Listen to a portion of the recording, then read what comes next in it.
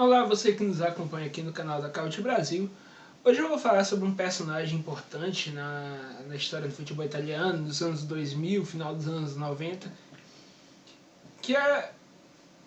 Eu vou falar dele dentro de um aspecto que muitas vezes as pessoas não lembram tanto os treinadores. As pessoas olham muito para o resultado que aquele treinador apresenta, ou pensando talvez no estilo de jogo, algo marcante, algo que encante, ou que chame a atenção de alguma forma específica. E uma questão que eu valorizo muito em treinadores, e que as pessoas talvez não lembrem tanto, seja a capacidade de lapidar seus jogadores, transformar jogadores medianos em bons, jogadores bons em jogadores ótimos, ou pelo menos potencializar e tirar rendimento de alguém que num momento talvez você não esperasse que lhe aportasse tanto. E o Cesare Prandelli, ele chama a atenção talvez pelo o que ele fez com vários centroavantes ao longo da carreira dele. Eu não vou citar só centroavante, eu vou citar também um segundo atacante aqui no vídeo. Mas o que me motivou a fazer esse vídeo foi inclusive algo que já rendeu uma trade no Twitter da Caute Brasil, e que foi uma entrevista do Adriano, o Adriano Imperador. Ele que é, de certo modo, um grande centroavante, foi um grande centroavante, uma lenda do futebol mundial no início dos anos 2000.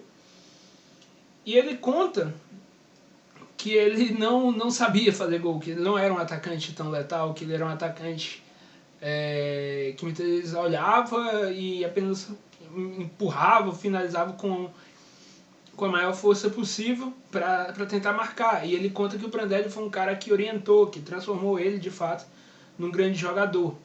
Essa entrevista é muito boa. Depois eu vou ver se eu acho que se eu consigo colocar aqui a recomendação, tentar colocar ali no canto. Mas de qualquer forma vamos olhar um pouco para o que ele fez. E o primeiro trabalho assim marcante do Prandelli como treinador é na equipe do Verona. No final dos anos 90, ele consegue tirar essa equipe da Série B e colocar na Série A e fazer até uma boa campanha. E o primeiro nome marcante foi o Fabrizio Camarata. Talvez não seja nenhum atacante histórico, nada para ser tão lembrado, mas ele fez sua melhor temporada na segunda divisão com o Prandelli.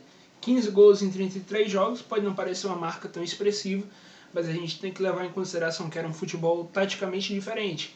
O início dos anos 2000, o final dos anos 90, era uma época que se tinham menos gols, então um cara que marca 15 gols no campeonato, ele sim é muito valorizado.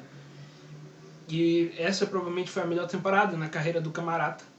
Acho que já indicava mais ou menos uma capacidade do Prandelli de fazer funcionar os centroavantes, melhorar esses jogadores, ou pelo menos momentaneamente extrair mais deles. E aí, depois da equipe do Verona, ele vai treinar a equipe do Venezia, que também consegue um acesso. E também tem como destaque um centroavante, o Filippo Maniero. É outro jogador que consegue seu auge com o Prandelli, após ele até tem uma boa temporada na Série A, mas para por aí, talvez não consiga mostrar tanta constância na carreira, mas já foi mais um atacante que ele consegue, mais um clube que ele passa e consegue extrair dos seus atacantes. E aí é onde a gente vê o Prandelli surgindo como um nome importante no futebol mundial, que é a equipe do Parma. Por lá ele passa e, bem, são dois caras que ele consegue potencializar. O Adriano, como a gente falou, ele era um atacante de muita força, de boa velocidade, com uma boa relação com a bola, mas é na equipe do Parma que ele passa a ser um atacante mais letal. Ele disputa uma temporada e meia e vai muito bem, depois retorna à equipe da Inter, tem todo aquele destaque, vira ídolo, o chamado Imperador. Aí, claro, não vou entrar no mérito do que aconteceu depois com a carreira dele, tem questões pessoais muito fortes envolvidas, mas certamente foi um grande nome e que merece muita atenção, porque talvez sem esse treinador fosse apenas mais um bom atacante, talvez não fosse algo de especial. E outro que cabe exatamente a mesma menção seria o Adrian Mutu, que inclusive consegue a partir do Parma uma transferência para a equipe do Chelsea, não é bem sucedido lá, e viria jogar na Fiorentina, uma equipe que a gente vai falar mais na frente. Mas ele tem uma boa temporada, faz 18 gols em 31 jogos. Lembrando aquilo que eu falei, era uma época que o futebol mundial tinha menos gols, então essa é uma marca bastante expressiva. E ele teve um bom destaque ali em 2003, acho que já é mais um nome que a gente pode citar. Depois o Prandelli teve uma passagem rápida pela equipe da Roma, teve um desempenho de certo modo muito ruim, então acho que talvez não dê para falar de nenhum destaque, de alguém que foi potencializado, mas de qualquer forma já indicava um talento assim, para desenvolver jogadores, principalmente atacantes. E aí na Fiorentina isso fica muito mais evidente, com um grande nome, que é o Luca Toni. O Luca Toni já tinha um destaque na equipe do Palermo, mas jogando na Fiorentina ele marca mais de 30 gols na Série A. Depois tem mais uma boa temporada, consegue uma transferência para o Bayern de Munique, vira um nome constante na seleção italiana e, de certo modo, é um atacante bastante lembrado. Quando a gente pensa muito no que é o centroavante italiano, os chamados bombers, aquele centroavante com alguma limitação técnica, mas que é matador, que domina a grande área na questão do jogo aéreo.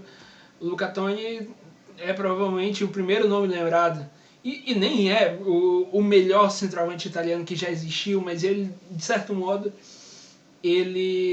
como eu posso dizer, ele assimila o estereótipo. E foi um cara que foi muito marcante. Tem muita gente que é fãzaço do Luca Toni, tem gente que acha que ele era um caneleiro. Eu acho que era um grande atacante. E muito disso também se deve ao Prandelli. E aí o Mutu, o personagem que a gente já citou, alguns tratam como um flop, como um cara que poderia ter tido um patamar maior, mas talvez sem esse cara aqui, ninguém tivesse falado. Quem extraiu o futebol na carreira do Mutu foi o Cesare Prandelli. E o Mutu tem uma segunda passagem na Fiorentina, uma segunda passagem com o Prandelli, mas uma passagem na Fiorentina. Muito boa. São 92 jogos, 50 gols. É importante falar que ele tinha problemas com lesões e tudo mais, mas já na última temporada dele, sem a presença do Prandelli, o futebol dele já cai muito. Ele faz tipo 4 gols em 20 jogos e não foi mais o mesmo atacante. Enfim, acho que merece um destaque, mesmo ele não sendo exatamente um 9, mas foi um cara importante, outro atacante que é bastante lembrado e coube a menção. E a gente sabe que tem todo o período dele no comando da seleção italiana. Muita gente tenta colocar aquilo como uma mudança para um futebol mais ofensivo, assim por assim dizer. Eu não sei se eu concordo muito com a ideia. A passagem da seleção italiana tem problemas, os resultados não são lá dos melhores, mas é claro, há de se entender que aquela geração naquele exato momento tinha problemas. E enfim, jogadores envelhecendo, outros que tinham problemas de lesão, muitos jogadores para uma posição ou outra, e em certos setores do campo um tanto escasso. Não vou estabelecer um grande julgamento sobre o trabalho de seleção, são contextos muito diferentes. E a gente já sabe que na seleção o treinador ele basicamente encontra a equipe uma vez a cada 2 meses, aí tira 15 dias, uma data FIFA e tudo mais. Não é a mesma coisa, não é a mesma coisa de ter o convívio no clube, você não vai desenvolver jogador na seleção. E, bem, é importante falar que ele, no período ele tem problemas pessoais durante a seleção, e aí, envelhecimento natural, é normal que a carreira do treinador já não seja mais a mesma. Ele passa pelo Galatasaray, passa pelo Valência, passagens sem muito sucesso. Aí também entra uma questão idiomática. Um cara que não havia trabalhado nesses países, possivelmente não falava o idioma, e esses problemas acontecem. E aí, já no final da década, ele assume a equipe do Genoa. Não é uma grande campanha da equipe do Genoa, também não acho que fosse um grande plantel, briga contra o rebaixamento, mas tem um nome que é marcante. E talvez seja bastante lembrado como o famoso One Season Wonder, o Piatek, que era um atacante que veio com uma aposta do futebol polonês, talvez tivesse bons números por lá, mas não se esperava que ele marcasse tanto na Série A. E no período pelo Genoa são 19 gols em 21 jogos. Isso sim é uma média muito alta, independentemente da época do futebol que estejamos falando.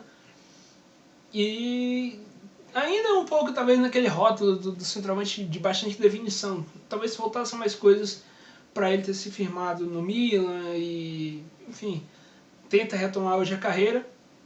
Não teve em nenhum momento o rendimento que teve na equipe do Genoa, mas é uma amostra. De novo, o cara conseguiu extrair o que ninguém mais conseguiu. Ele tirou o futebol de onde ninguém mais tirou. E novamente com o centroavante. E se o Genoa escapou, o Genoa, assim, eu posso até criticar o trabalho que ele fez por ali, dentro de aspectos de jogo, aspectos táticos, resultados em geral, mas ninguém no Genoa nos últimos anos foi tão consistente. Nunca foi uma equipe que almejasse algo mais. Sempre foi ficar no meio da tabela e brigar contra o rebaixamento, pelo menos nos últimos anos. Então acho que não foi nada diferente, mas você consegue uma grande venda ali, talvez a maior da história do Genoa, posso confirmar essa informação em breve. Eu vou deixar aqui na descrição de qualquer forma para vocês verem, mas eu acredito que seja, porque foi uma cifra bastante alta. Então assim, pelo menos nisso é algo que que merece ser muito valorizado. E aí a última é a passagem dele na Fiorentina. A passagem também bastante rápida, mas é um lugar um clube onde ele foi bastante marcante. E ele potencializou esse cara aqui, o Dusan Vlahovic, que é um centroavante que já foi bastante falado aqui no canal. Tem um amigo meu que até implica, porque eu sempre cito o nome dele em algum momento, em algum vídeo. Eu tenho de admitir que acaba sendo de fato verdade, mas é um destaque da última temporada. E era um centroavante que eu pessoalmente não gostava. Eu achava que ele tinha alguns problemas, não era de fato letal, como se esperava. E a partir da passagem do Prandelli, de fato, se tornou. É claro que talvez eu fosse demasiado crítico pela idade, acho que tem 21, 22 anos, algo assim. Mas considerando que a equipe da Fiorentina nunca foi tão criativa assim, e o número de gols que ele entregou foram uma marca bastante expressiva. Não à toa foi desejado pela equipe do Tottenham, pela equipe do Atlético de Madrid. A Fiorentina ofereceu o maior contrato da história do clube para ele e ele não deve renovar. Inclusive se fala na saída para a Juventus, outras equipes com certeza estão de olho. Mas quem mudou de patamar foi este cara.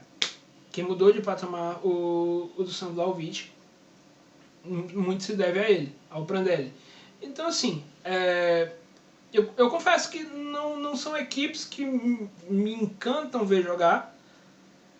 Acho que não é o melhor treinador italiano da década, longe disso, mas foi um cara importante. Muitas vezes as pessoas não valorizam esse trabalho. O trabalho do treinador não é só, como eu posso dizer, preparar taticamente uma equipe, não é só gerir o grupo, não é só motivar os jogadores, mas ele, de certo modo, como muita gente fala, é um professor. Ensinar e conseguir melhorar os jogadores que ele tem, ou extrair mais, ainda que momentaneamente, é um trabalho muito valioso. Eu acho que nisso esse cara merece ser muito reconhecido.